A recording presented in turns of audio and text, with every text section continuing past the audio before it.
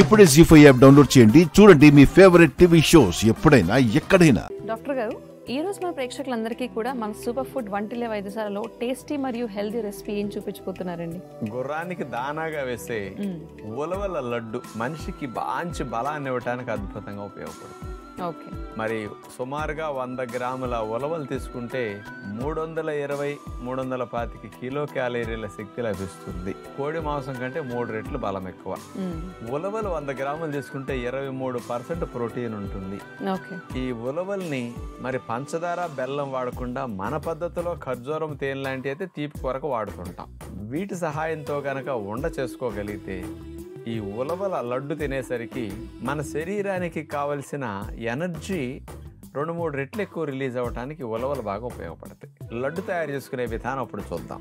ఉలవల లడ్డు తయారు చేయడానికి కావలసిన పదార్థాలు: నానబెట్టిన ఉలవలు 1 కప్పు, తేనె 1/2 కప్పు, బాదం పప్పు ముక్కలు 2 టేబుల్ స్పూన్లు, పిస్తా పప్పు ముక్కలు 2 టేబుల్ స్పూన్లు, జీడిపప్పు ముక్కలు 2 టేబుల్ స్పూన్లు, యాలకు పొడి కొద్దిగా.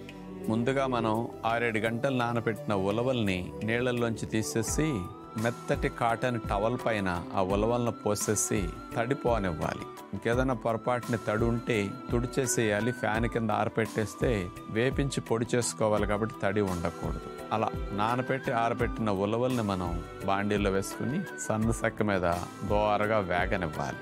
లడ్లకి అన్ని మనం ఎలా వేపుతామో చూడండి. వేగినప్పుడు అలా టపటప పేలుతుంటాయి మధ్య మధ్యలో. అదే గుర్తు వేగిన దానికి.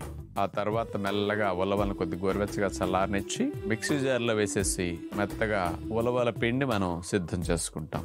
ఈ ఉలవల లడ్డుకి మనం తేనె తీసుకున్నాం కదా, ఆ తేనెను ఒక బాండీలో వేసేసి సన్న సెక్క మీద కొద్దిగా తేనె వేడెక్కనిస్తాం. కొద్ది వేడెక్కేసరికి తేనె అట్లా నురుగొచ్చేస్తుంది పాకం లాగా. అందులో యాలకు పొడి వేసేసి స్లోగా ఆ ఉలవల పొడి వేసేసి మెల్లగా ఉండలు కట్టకుండా అలా తేనెలో ఆ ఉలవల పొడి కలిసేటట్లు గరిటతో కదుపుకుంటూ అట్లా వేయాలి.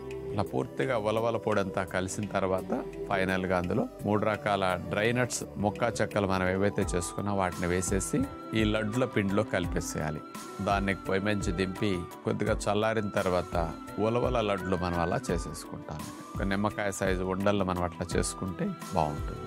భోజనం అయిన తర్వాత వేరే వేరే స్వీట్స్ తినే బదులు ఇలాంటివి తింటే టేస్ట్ బాగుంటాయి, ఆరోగ్యానికి లాభాన్నిస్తూ మంచి బలాన్ని ఇస్తాయి. గర్భిణీలకి గర్భం వచ్చింది అనే ఆనందం లేకుండా పాపం వికారము వాంతులు సుఖము లేకుండా చేసేస్తుంది. ఎంత హాయిగా ఉండేవాళ్ళం గర్భం వచ్చాక నా కర్మేంటి ఇట్ట పట్టింది అని చాలా మంది ఫీల్ అవుతుంది.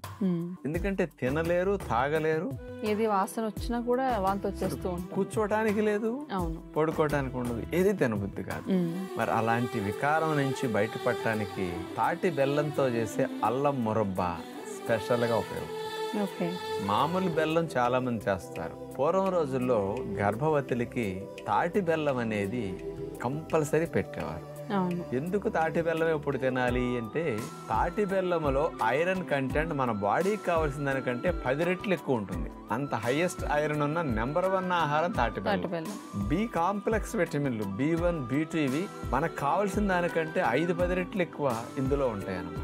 అందుకని ఇది స్పెషల్ గా తాటి బెల్లం గర్భవతులకు అతి ముఖ్యమని చెప్పొచ్చు. జీ5 యాప్ డౌన్లోడ్ చేసి అన్ని ఎపిసోడ్స్ పూర్తి ఉచితంగా చూడండి.